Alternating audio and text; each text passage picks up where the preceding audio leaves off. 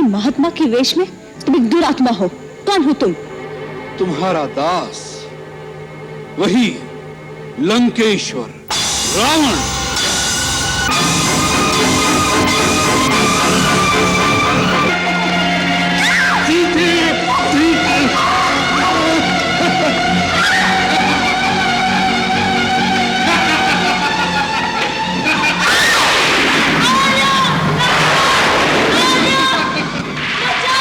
रावण के हाथों तुम्हें कोई नहीं मिटा सकता।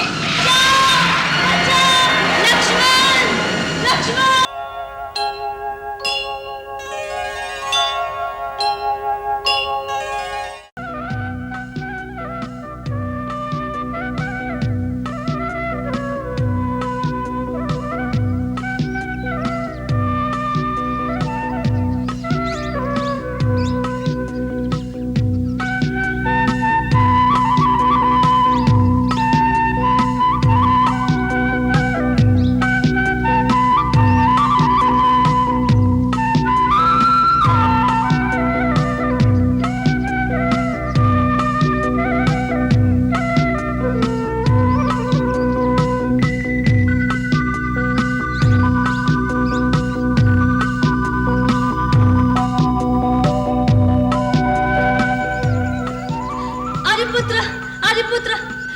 लक्ष्मण भैया, आइए, जल्दी आइए। एक अद्भुत दृश्य देखा है। क्या हुआ सीते? एक अलौकिक मृग हमारे आश्रम के पास घूम रहा है। अलौकिक मृग? हाँ। कहाँ है? आइए, जल्दी आइए। आइए स्वामी, आइए, जल्दी आइए। देखिए, देखिए वो प्रकृति की अद्भुत कारीगरी, वो अनोखा हिरण।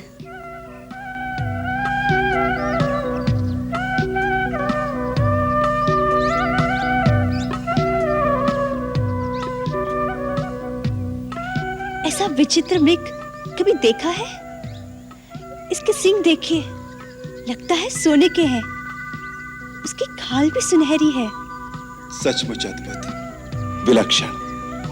देखा लक्ष्मण? देख रहा हूं भैया। स्वामी, इसे किसी प्रकार पकड़ लीजिए ना। ओहो, कितना मनभावन मृग है। पकड़ ले। क्या करोगी कल्याणी? इसे अयोध्या ले जाएंगे। देखकर सब विस्मय से चकित रह जाएंगे। इसके पैरों में घुंघरू बांधूंगी। जब महल में छम छम चलेगा तो माताएं कितनी प्रसन्न होगी।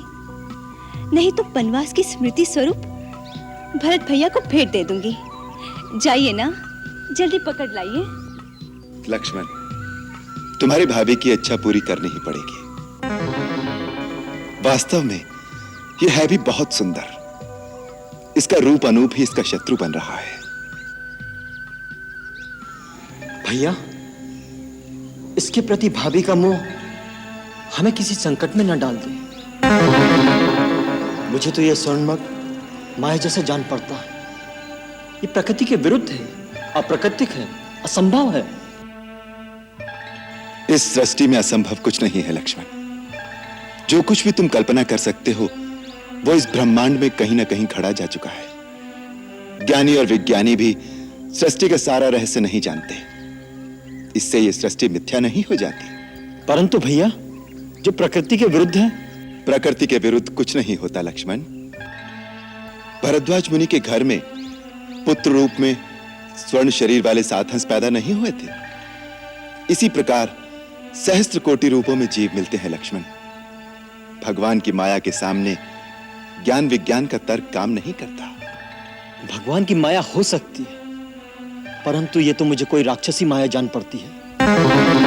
याद है भैया, एक बार दंडक वन में कई राक्षस इसी तरह मृग बन के आए थे। ओहो, आप दोनों भाई इसी तरह तर्क करते रहेंगे तो इतने में हिरण भाग जाएगा। अब मेरी इतनी सी इच्छा पूरी नहीं कर सकते? लक्ष्मण, लगता है सीता मृग को पाए बिना मानेगी नहीं। मैं भी चाहता हूं।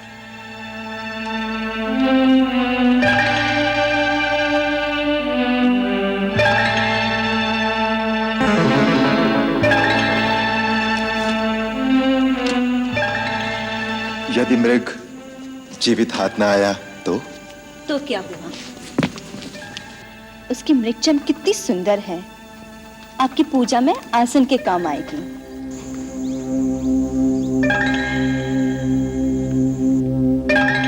भैया,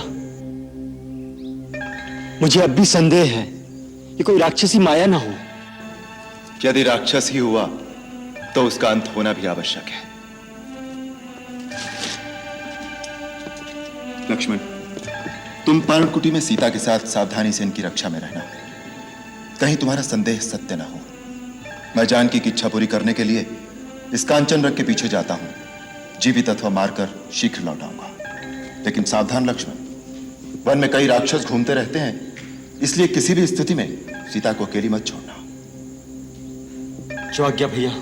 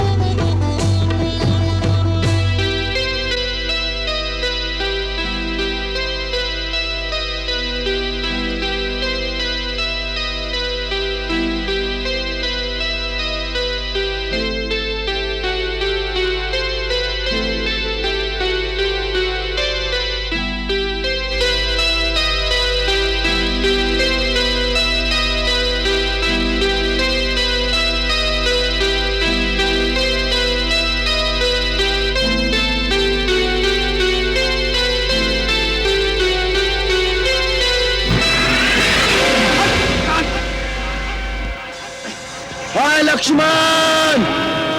हाय लक्ष्मण! हाय लक्ष्मण! हाँ सीते!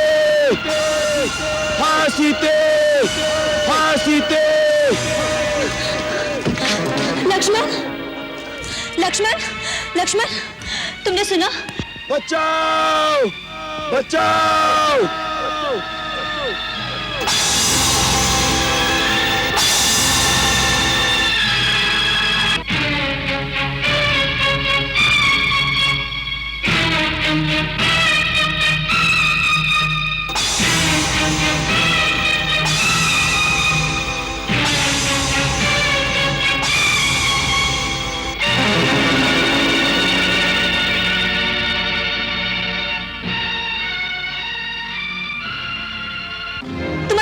अर्थस्थ से हमें बुला रहे हैं। वो अवश्य किसी संकट में फंस गए होंगे।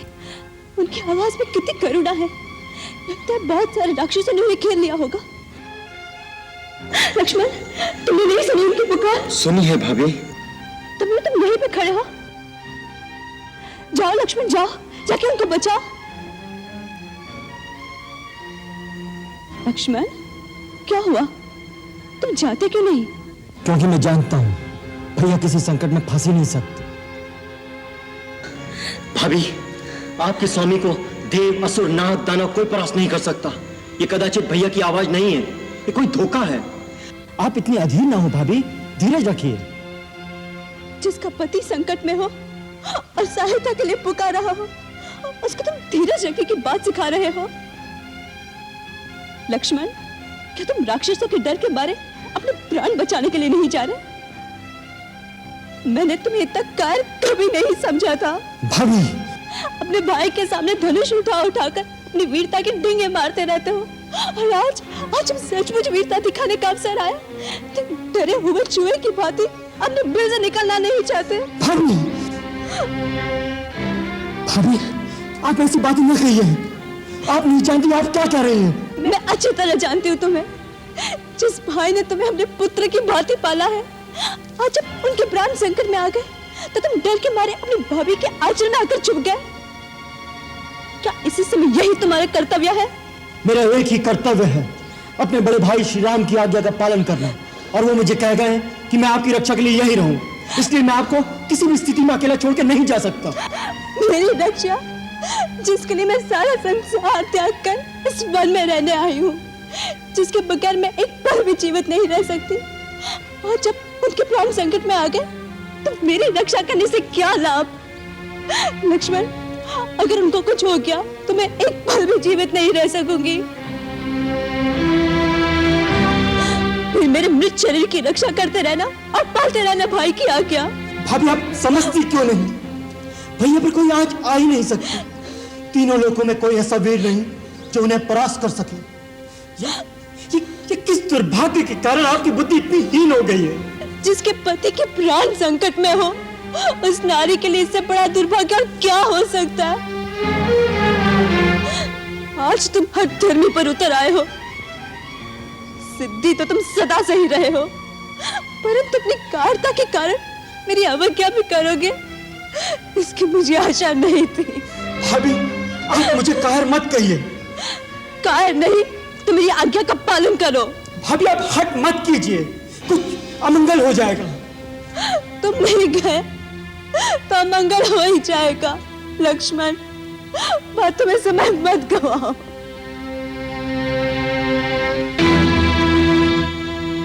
ठीक है, तुम नहीं जा सकते तो ये धनुष बाण मुझे दे दो। हर आर्य स्त्री अपने पति की रक्षा करना अच्छी तरह से जानती है। लाओ। धनुष बाण भी मुझे नहीं दे सकते?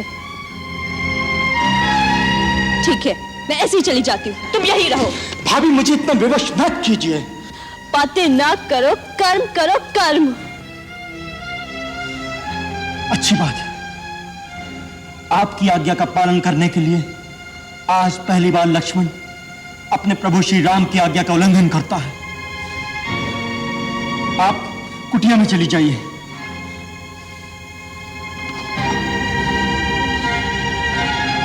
माता, आप ऊपर चली जाइए।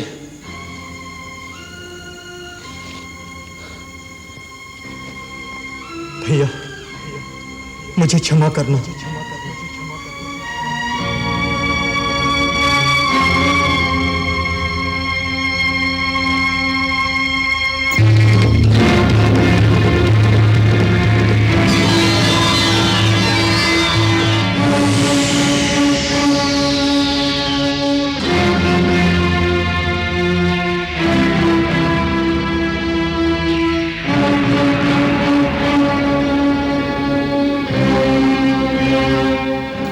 माता, गुरु की दी हुई मंत्र शक्ति से मैंने यहां एक अदृश्य दीवार बना दी है।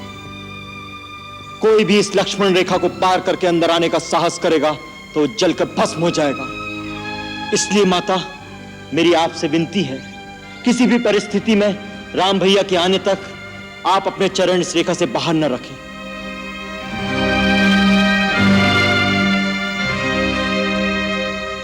हे वन के देवताओं, समस्त प्राणियों, मैं माता सीता को आपकी सुरक्षा में छोड़े जा रहा हूं। इनकी रक्षा कर रहा हूं।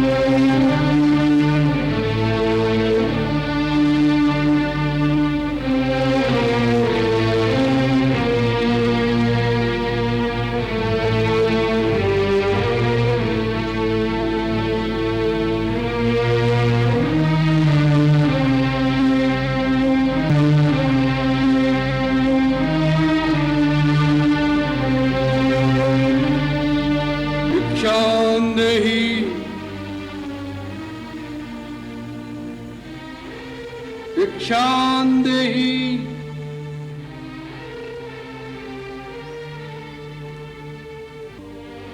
भिक्षान्देहि भिक्षान्देहि भिक्षान्देहि। प्रणाम महात्मन।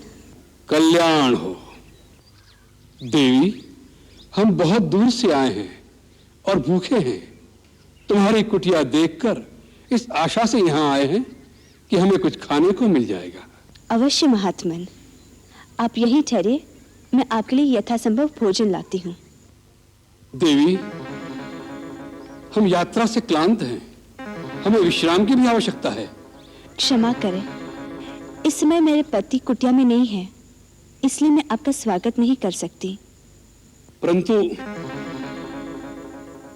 कृपा करके आप वहीं ठहरिए, मैं आपके लिए भोजन लाती हूँ।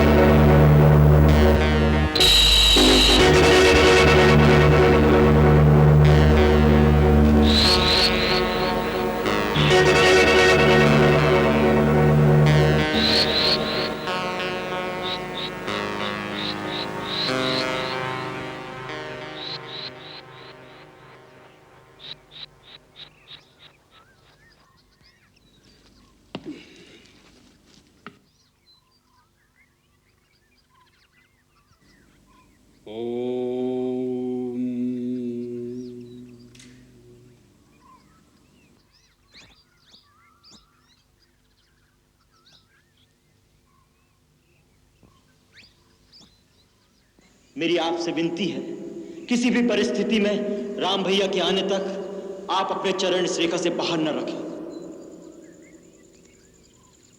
मुनिराज, मैं आपके लिए भोजन लाई हूँ, ये लीजिए।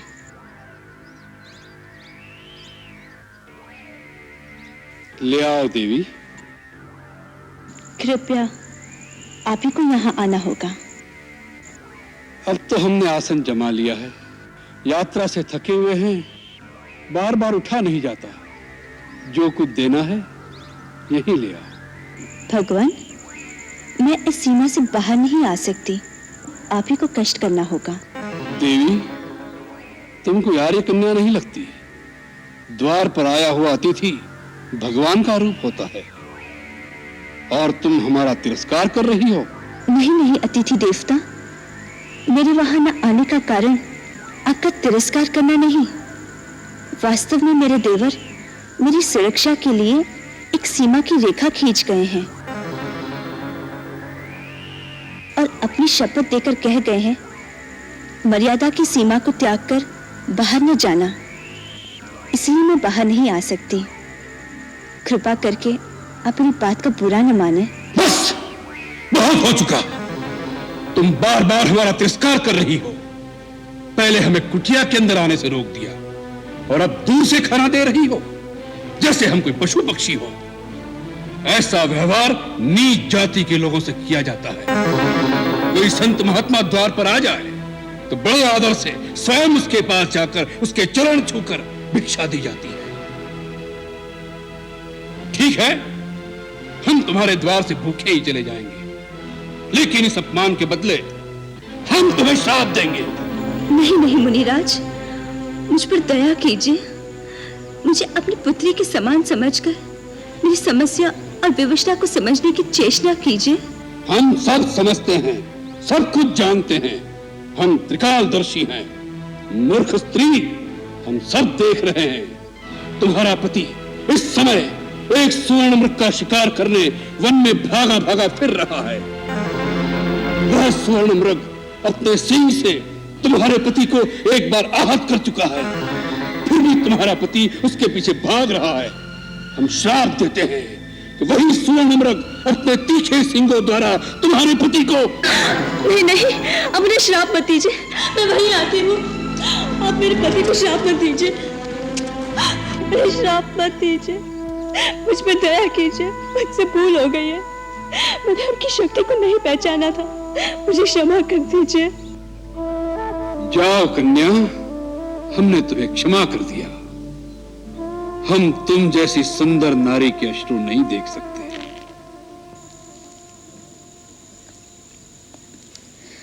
मैं मिथिला नरेश महाराज जनक की पुत्री हूँ। मिथिला की राजकुमारी, और इस अवस्था में ये कैसा दुर्दैव है। जिस कांचन काया को देख देवता भी लालायित हो जाएं, उसे तुम इस घास फूस की कुटिया में नष्ट कर रही हो। और ऐसे नारी रत्न को तो किसी त्रिलोकी के राजा की पत्नी होना चाहिए था। मेरे लिए तो मेरे पति ही त्रिलोकी के राजा है। उनसे बढ़कर और कोई हो सकता है क्या? अवश्य हो सकता है। हम तुम्हें बताते हैं। सीते, जिसके नाम से देवता, नाग, किन्नर, असुर, राक्षस अर्थात संसार के संपूर्ण प्राणी थर्रा उठते हैं। सूर्य, चंद्र आदि नवग्रह जिसकी इच्छा से चलायमान होते हैं। जो संसार के समस्त चराचर प्राणियों का स्वामी है, जिसे देख वृक्षों के पत्ते भी भय से स्तब्ध हो जाते हैं। अरे वायु भी जिसके सामने सांस नहीं ले सकती। तुम तो उस लंकाधिपति रावण की पत्नी होने योग्य हो। ऐसे पाप पुण्य वचन कहते हुए तुम्हें लज्जा नहीं आती? कोई महात्मा के वेश में तुम एक दुरात्मा हो। कौन हो तुम? तुम्हारा दास, वही लंकेश्वर रावण।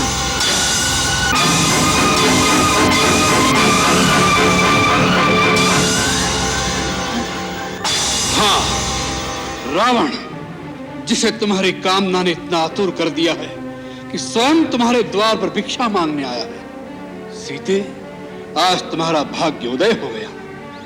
कल से हमारे राजमहल में 5000 स्त्रियां पटरानी की भांति तुम्हारी सेवा करेंगी। धूर्त, तुमने ये कैसे सोच लिया कि तुम अपने वैभव का बखान करोगे और सीता तुम्हारे साथ चल देगी? तुम इसी समय यहाँ से चले जाओ, नहीं तो मेरे पति एक ही बाण में तुम्हें तुम्हारी लंका सहित जला के भस्म कर देगी। तुम जिस पति का मान करती हो, वह तो धरती पर रेंगने वाला एक मानव मात्र है। हम जिन राक्षसों के राजा हैं, वह तो इन मानवों को फल मूल की भांति अपना आहार समझते हैं। तुम हम लोगों की शक्ति को नहीं जानती। जानती हूँ। खर और दूषण भी तुम्हारे ही भाई थे ना, जिन्हें रघुवर ने आन की आन में समाप्त कर दिया था।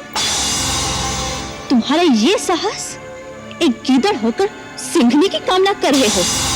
तुम्हारा अंत समय आ गया है। यदि प्राण प्यारे हो तो अभी समय है, चला जा यहाँ से। हमारा ऐसा अपमान करने का साहस आज तक किसी ने नहीं किया। इसका परिणाम जानती हो?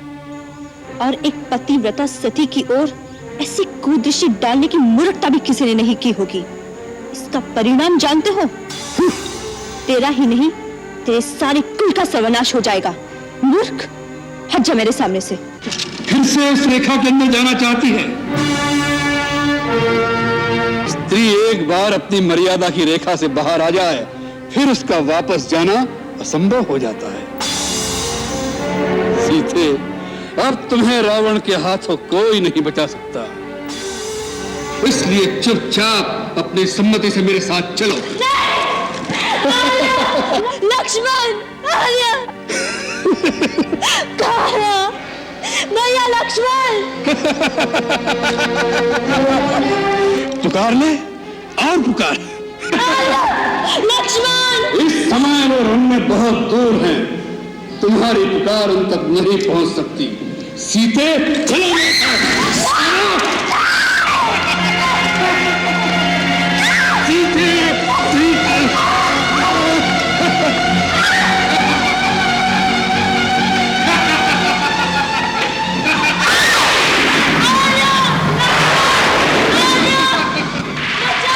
रावण के हाथों तुम्हें कोई नहीं बचा सकता।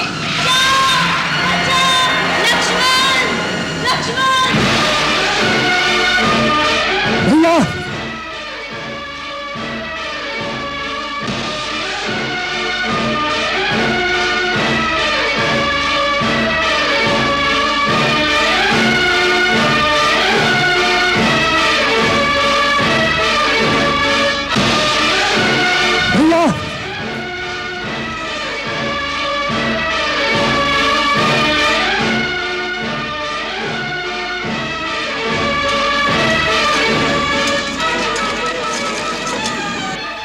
लक्ष्मण,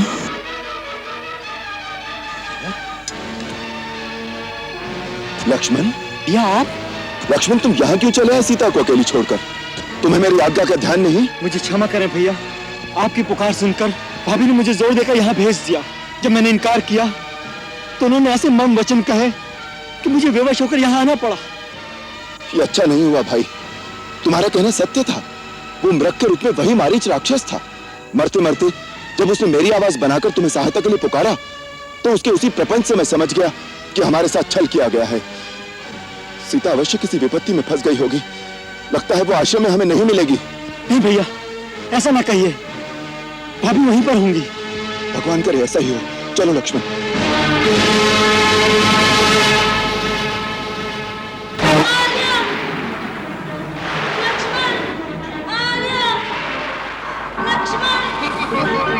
सीते, मेरी बेटी, सीते, मैं आ रहा हूं। कोई बचाओ! लक्ष्मण, कोई बचाओ! बचाओ! रुको, रुको रावण, रुको।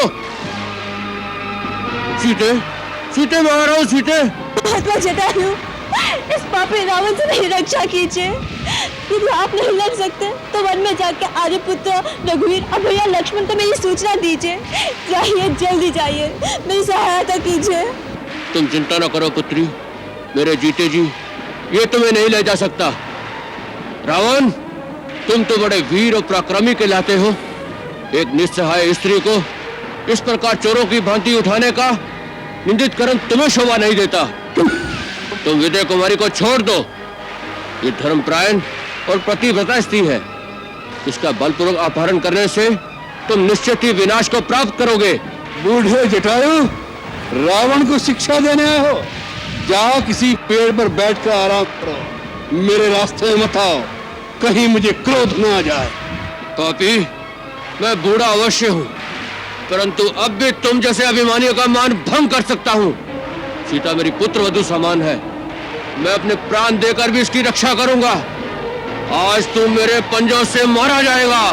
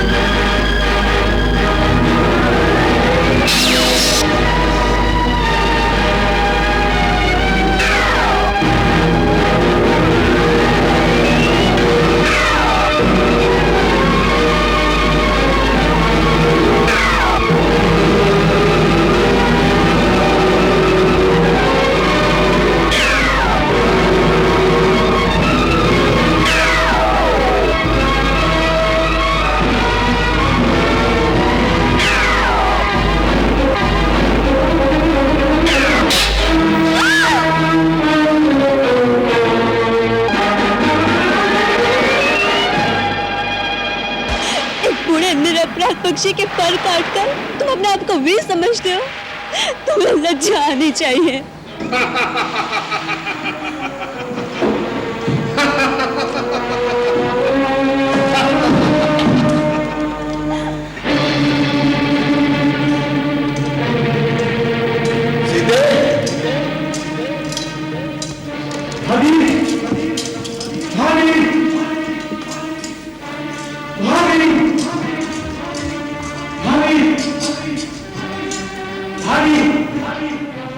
लक्ष्मण, सीता अंदर नहीं है।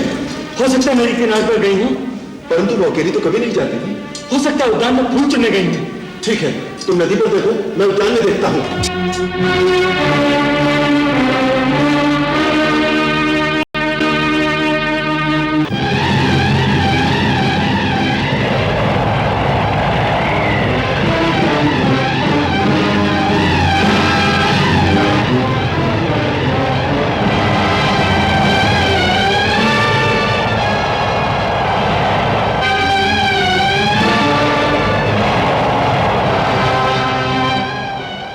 हे वन के वासियों, यदि मेरे पति मुझे ढूंढते यहाँ आए तो उन्हें यह आभूषण दिखा देना और कह देना मुझे रावण उठा कर ले गया है। इससे कोई लाभ नहीं होगा। जहां रावण तुम्हें ले जा रहा है उस स्थान का पता उन्हें कौन बताएगा? निर्लज, अपने ऊंचे कुल और अपनी वीरता की बड़ी बड़ी डिंगे मारते थे। क्या वीर पुरुष के यही लक्षण होते हैं? जब पति घर में ना हो तो उसकी पत्नी को चोरों की भांति आकर चुरा कर ले जाए। एक अकेली स्त्री पर आक्रमण करना ही तुम्हारी शूरवीरता है। मेरे स्वामी तुम्हारी तरह काल और भीरू नहीं। तुम मुझे आकाश पाताल कहीं पे भी छुपा लो, मेरे स्वामी मेरी सहायता के लिए अवश्य आएंगे। मेरे राक्षसों के सिवा किसी को आज तक ये भी पता नहीं कि लंका है कहाँ। वहां पहुंचने से पहले तेरा पति रास्ते में भटक भटक कर मर जाएगा। जिस प्रकार एक सांप की आंखें अंधेरे में भी दिखाई देती है, उसी प्रकार पापी का पाप छुपाने से नहीं छिपता।